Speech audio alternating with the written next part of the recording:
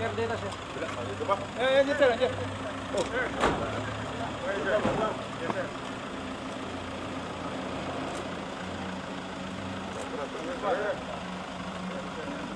Ganda yung mga announcement mo ah.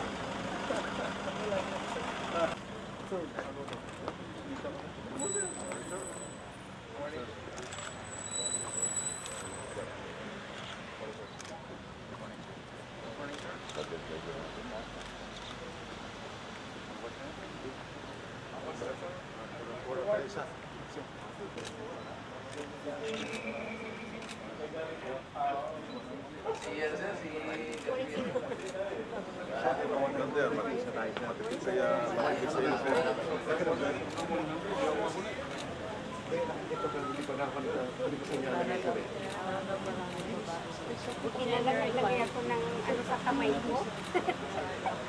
Ano, para man. Sir. Sir.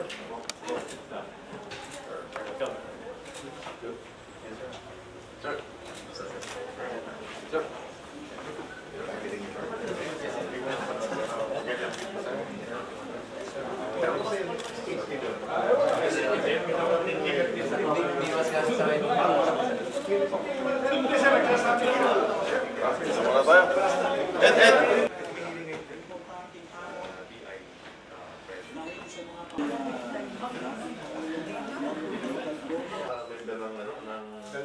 Challenge pa niya. Ha? Dalawang challenge, legal sa peremptory. Isa challenge? Kaya na siya, hinihilan nila tayo mga officers sa revolution. Schooling dito. Alam sa akin, mga SM. Nung nandun ako, hindi. Wala naman ko gano'n, kaya challenge daw. Sige, challenge mo. Kasi, may po yung trebo eh. Sige, challenge mo. Ano ba yung sa inyo? Yung information briefing lang sa kaso yung sa 1 year o yung Magandang hapon mga kasama.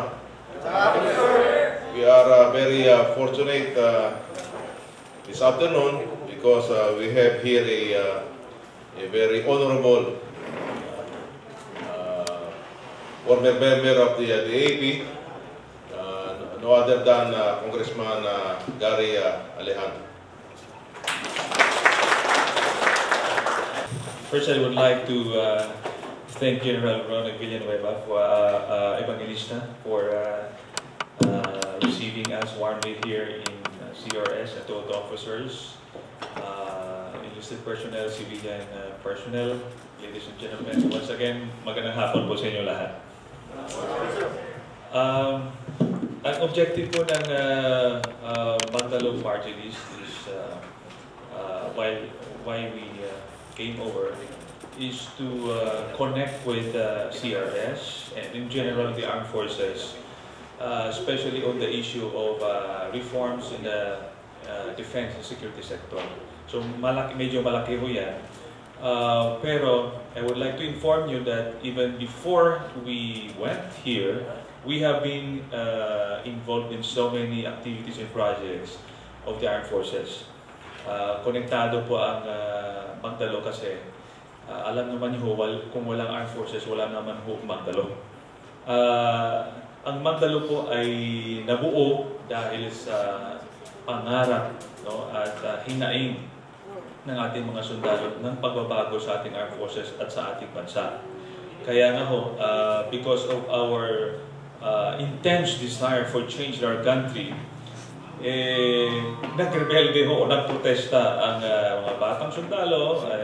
May mga kasama tayo dito sa CRS, karamihan ng mga tropa na kasama sa Magdalo ay na-assign sa CRS. No?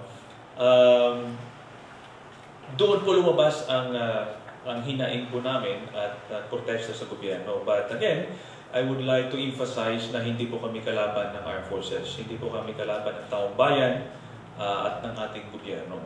Ang point lang po natin dito, sometimes if we want change in our country, it should be a radical change. That means we should stand up for what we believe in. No, gusto nating tahakin kahit ito ay mahirap. Especially sa ating mga sundalo.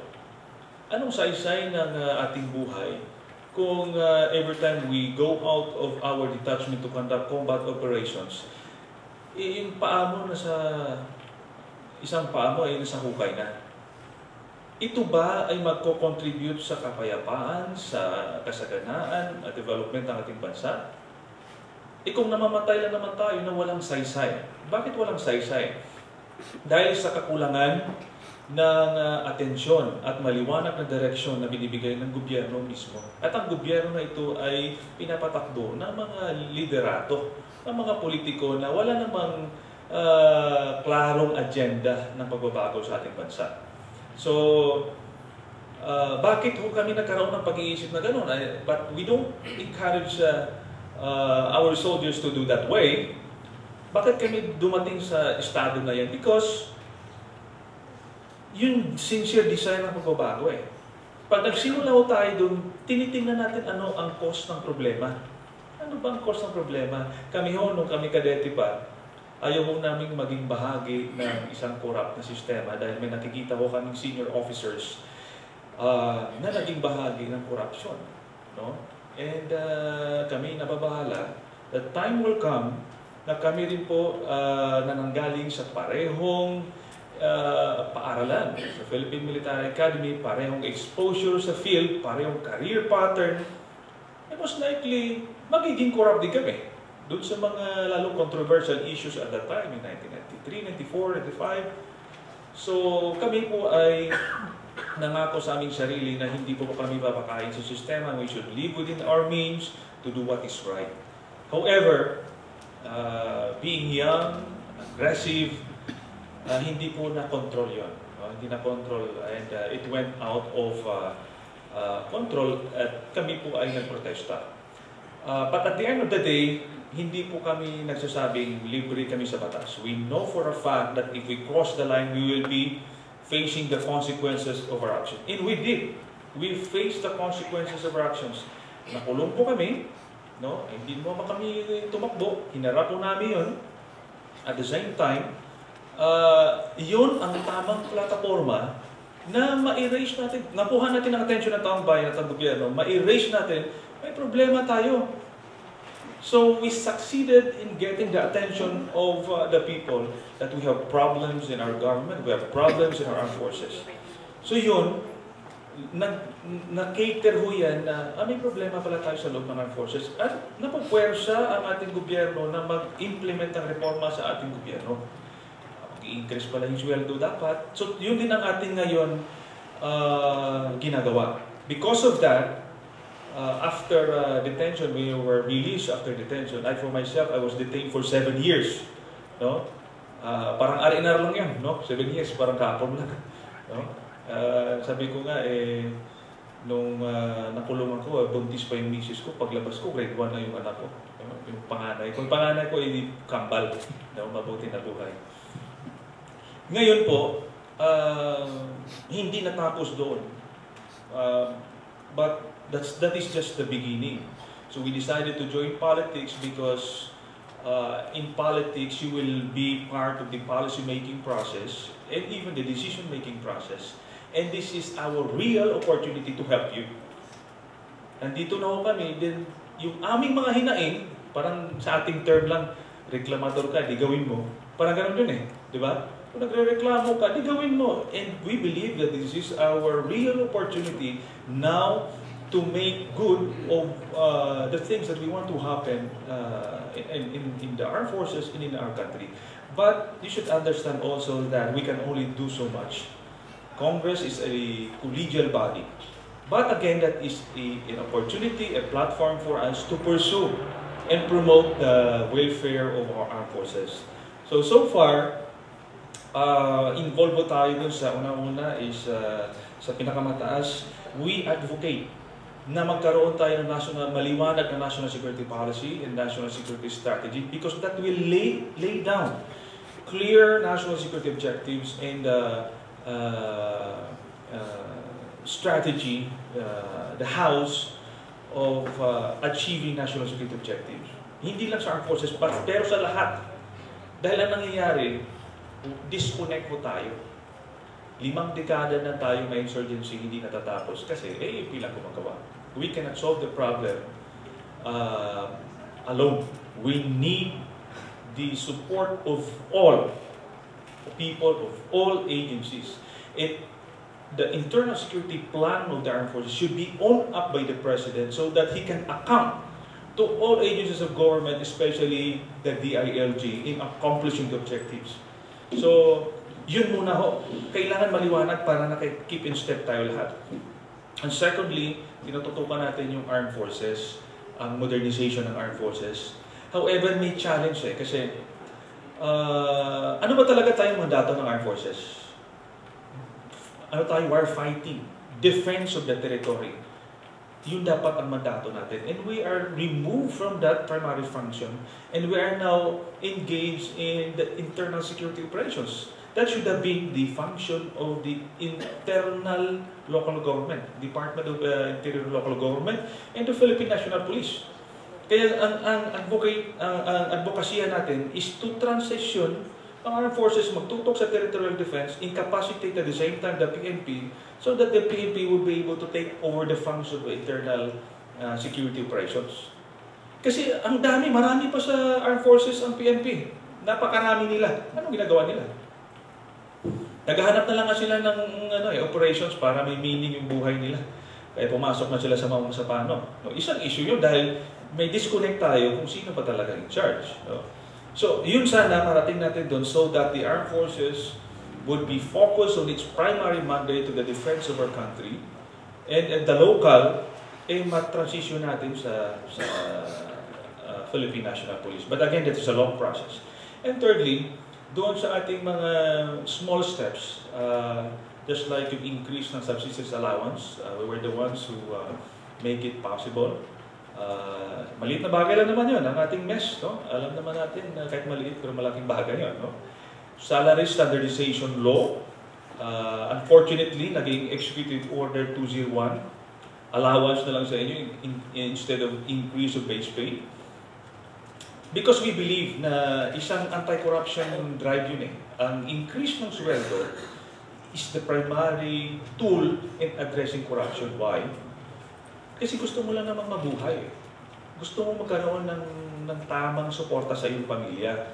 So in other countries, they increase the salaries twice, 3 times, 4 times. As over. Yun ang pangunahin, no? So we wanted yung model natin, tataasan natin ang sweldo ng empleyado ng gobyerno, kasama kayo dyan. Pero we will increase transparency and accountability. Alam mo, high moral kami doon kasi imagine mo kung full colonel ka, mayroon kang mga 200 to 300,000 pesos na sweldo, no? So napakalaki yun, no? Pero i-increase natin ang accountability and transparency.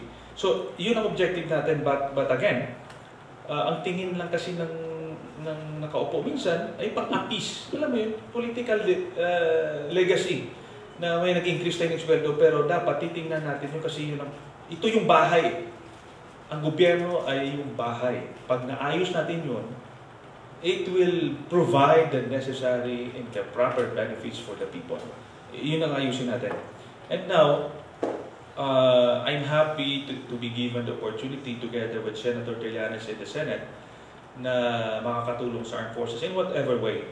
So here in CRS, we hope to connect with you so that whatever you do, especially in explaining to the greater majority of the Philippine people the mandate, the sacrifices, the duties, and everything that the armed forces are doing, we would also be able to communicate it in our own sphere of influence. In Congress especially, we can influence the policymakers to appreciate the armed forces.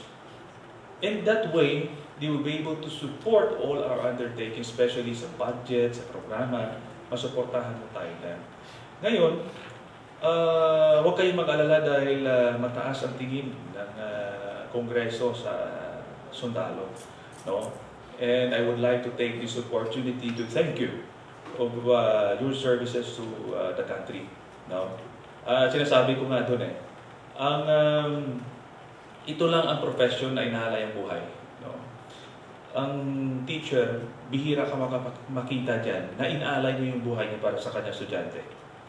Yung abogado, hindi yan magpakamatay para sa kanyang kliyente. Yung engineer o doktor, ay hindi magpakamatay yan sa kanilang pasyente. Pero you should remember na ang armed forces, whether you like it or not, inaalay natin ang ating buhay sa ating kliyente, which is the people, Filipino people.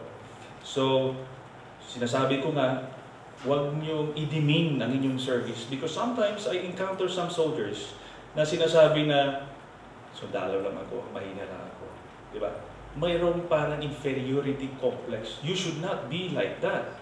Because remember, you are offering your lives for the country. Much more than the mayor, much more than the engineer, much more than the governors or the congressmen. You are offering your lives for the country. And that you should be proud of, and you should continue to believe in that. In that also, kami ay tutulong sa anumang programa at kapakanan ng ating armed forces. So, at this point, I would not like to take much of your time. Again, I want to thank you, and I hope that this is just the beginning of our interaction. Sabi ko kay Sir kanina, kahit kami ay nakabarong o caught-in tayo sa Kongreso, dapat yung malaman na yung aming puso ay nakakumplans. No, sundalo pa rin kami. So once again, magandang hapon po. Thank you.